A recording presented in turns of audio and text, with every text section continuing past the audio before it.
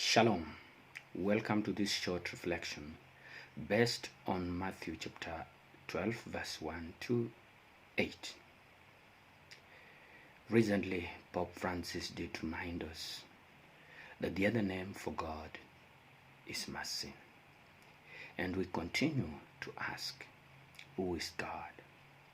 How is God like? Perhaps it will take us our entire lifetime to grasp the essence of God. Even then, at the end, we shall be frustrated, for Jesus tells us no one knows the Father except the Son. It's only Jesus who can reveal the Father to us. Sometimes we wonder about the will of God for us. We often ask, what does God want? We may not always manage to do what God wants, but we seek to know what God wants. Remember that part of St. Paul when he says, it's not always the good that I want to do that I end up doing. Sometimes I set out to achieve that which is good, but I find myself doing the contrary. Only Jesus has shown us what God wants. Only Jesus knows the will of God for us. Only Jesus has perfectly done the will of the Father. Quoting from the prophet Hosea, Jesus shows us what God wants. What I want is mercy, not sacrifice. For Jesus, God places a higher value on merciful love towards others than on offering sacrifice in the temple. Jesus is not pleased at all with the Pharisees who are criticizing his disciples for satisfying their hunger on the Sabbath by picking ears of corn and eating them. They consider this a form of work that is forbidden on the Sabbath. Is this realistic?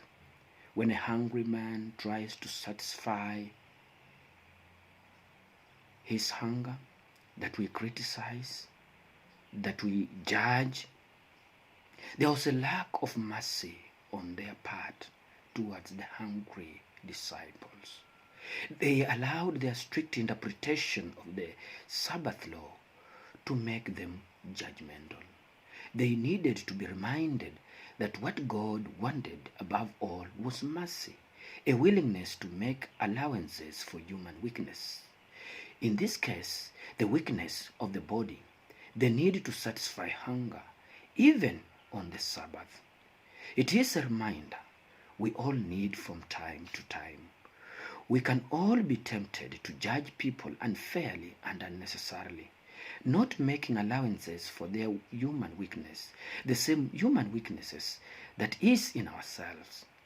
Jesus revealed God to be a God of mercy, which is why he shared a table with those considered sinners at the time, people who broke the Jewish law in various ways, including the Sabbath law. Jesus shared a table with prostitutes, with tax collectors, and all sorts of people that could be termed as social misfits. It led people like the Pharisees to ask, why does this man eat with the tax collectors and sinners? Because we are made in the image and likeness of God, Jesus reminds us in today's gospel reading that God wants us to be merciful as God is merciful. If we have received merciful love from God, who are we to refuse it to others? Think of the fact and what St. Paul says, that Christ died for us when we were still sinners, when we were nothing. The doctors take their years training because we are sick. And also Jesus says it is the sick who are in need of the doctor. Human weakness is not a stumbling block to encounter God and to know God is. In fact, It is in our weakness that we come to realize who God is for us. God, a merciful Father, who is ready to welcome us despite our history, despite what we have done. God is ready to receive us back like the prodigal sons and daughters. Think of that. How many times do we pray for our fallen brothers and sisters? Those who are going through difficulties, whether we have any reason to blame them or not. Are we sympathetic enough? When somebody is sinking down to the sewer, what do we do? Do we kneel down to pray? Do we begin to talk about it? Do we judge that person? When we judge, we lose that person and we lose ourselves. We forget who God is. When we become merciful and loving, even the hardened sinner changes, repents, converts. The way to meet and to bring back the society and to bring the image of God in society today is to be merciful. Revenge, an eye for an eye, a tooth for a tooth, will only make the world a difficult place for all of us. When we judge, when we condemn, we are condemned. The same measure we give out is the same measure we receive.